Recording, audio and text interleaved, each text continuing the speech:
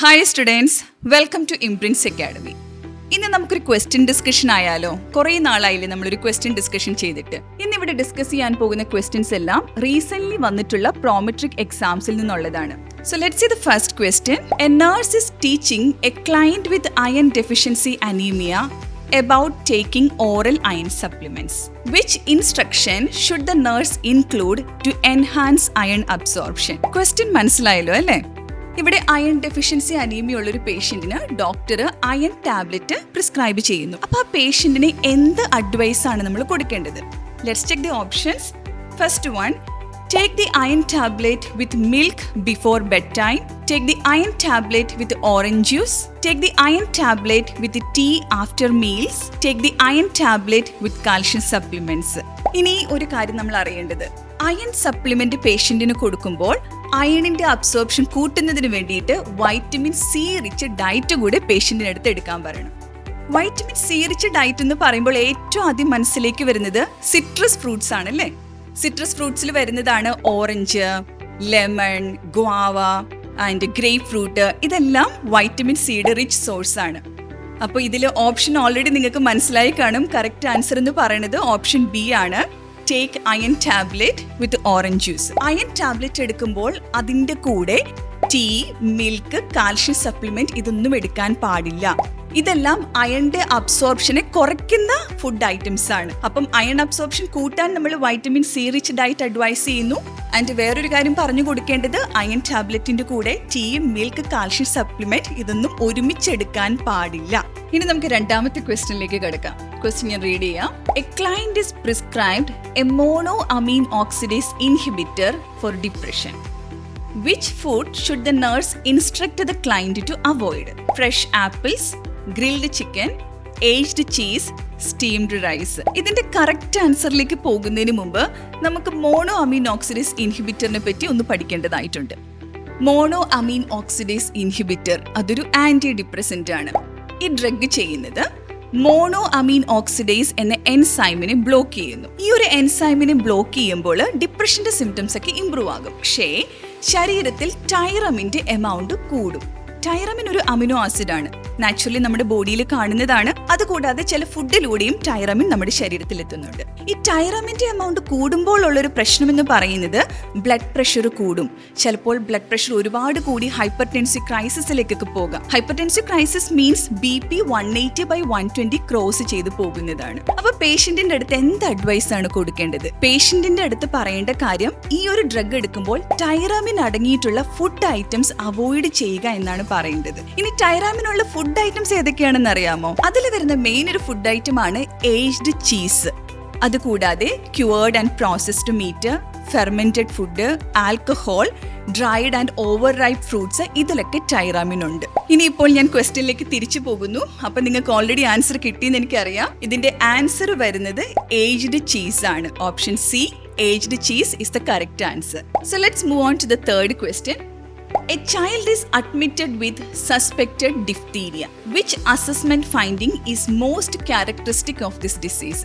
ഡിഫ്തീരിയയുടെ ഒരു characteristic feature ആണ് ചോദിച്ചിരിക്കുന്നത്. ഓപ്ഷൻസ് നോക്കാം.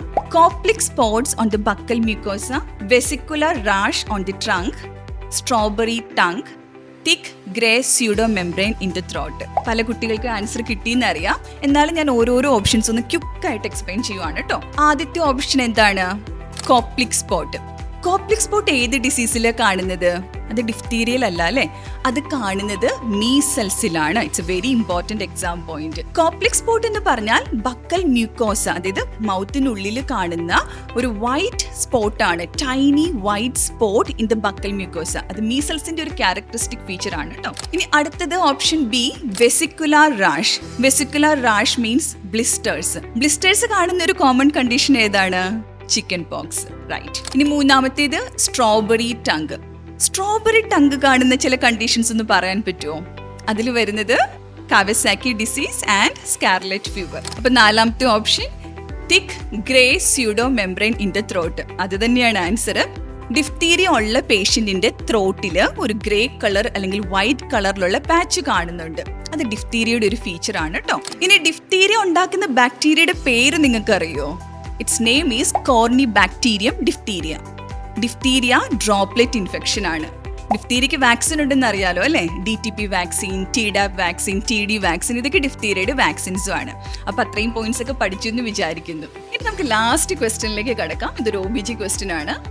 A pregnant woman at 34 weeks of gestation arrives at the emergency department with severe abdominal pain and a rigid, tender uterus. She has no visible vaginal bleeding.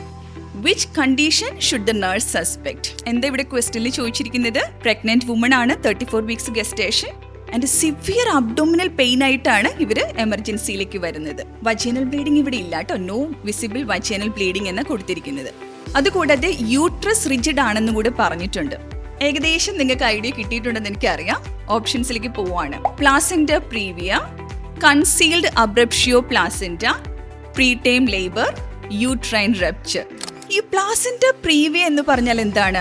Placenta previa എന്ന് പറയുമ്പോൾ placenta യൂട്രസിന്റെ lower സെഗ്മെന്റിലേക്ക് attach ആകുന്നതാണ്. Placenta പ്രീവിയയിൽ bleeding എപ്പോഴും ഉണ്ട് അല്ലേ? അപ്പൊ അതുകൊണ്ട് തന്നെ നമുക്ക് ഈ ഓപ്ഷനെ നമുക്ക് ഇപ്പൊ തന്നെ ഇങ്ങോട്ട് എലിമിനേറ്റ് ചെയ്തേക്കാം. അവിടെ ബ്ലീഡിംഗ് ഉണ്ട്, അത് മാത്രമല്ല വേദനയില്ല. പെയിൻലെസ് വജൈനൽ ബ്ലീഡിംഗ് എന്നാണ് പറയുന്നത്. So option A is wrong. ഇനി ഓപ്ഷൻ ബി നോക്കൂ, കൺസീൽഡ് അബ്രപ്ഷ്യോ പ്ലാസെന്റ. അത് തന്നെയാണ് ഇവിടുത്തെ ആൻസർ. അബ്രപ്ഷ്യോ പ്ലാസെന്റയിൽ എന്താ സംഭവിക്കുന്നത്? അബ്രപ്ഷ്യോ പ്ലാസെന്റയില് പ്രിമച്ചർ സെപ്പറേഷൻ ഓഫ് ദി പ്ലാസെന്റയാണ് സംഭവിക്കുന്നത്.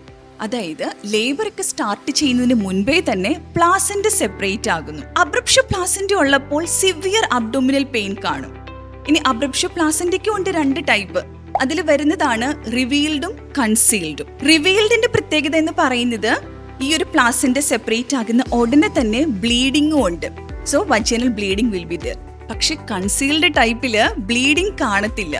എന്തുകൊണ്ടാണെന്നോ? ഇവിടെ പ്ലാസെന്റ സെപ്പറേറ്റ് ആകുന്നുണ്ട്, പക്ഷെ ഈ ഒരു ബ്ലഡ് യൂട്രസിനുള്ളിൽ തന്നെ കളക്ട് ആകുകയാണ്, അത് പുറത്തേക്ക് വരുന്നില്ല. അപ്പോൾ വിസിബിൾ വജൈനൽ ബ്ലീഡിംഗ് ഇല്ല, പക്ഷെ യൂട്രസിൽ ടച്ച് ചെയ്ത് നോക്കുമ്പോൾ rigid board like abdomen, rigid board ആയിട്ടായിരിക്കും, അത്രയും ഹാർഡ് ആയിട്ടായിരിക്കും ഫീൽ ചെയ്യുന്നത്. സോ ആൻസർ നിങ്ങൾക്ക് കിട്ടി. ഓപ്ഷൻ ബി ആണ് ഇവിടുത്തെ ആൻസർ ആയിട്ട് വരുന്നത്.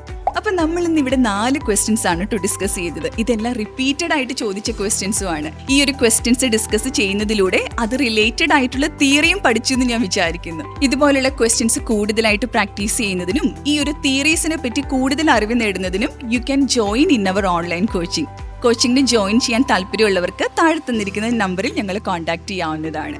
So see you soon with another question discussion. Thank you. Bye.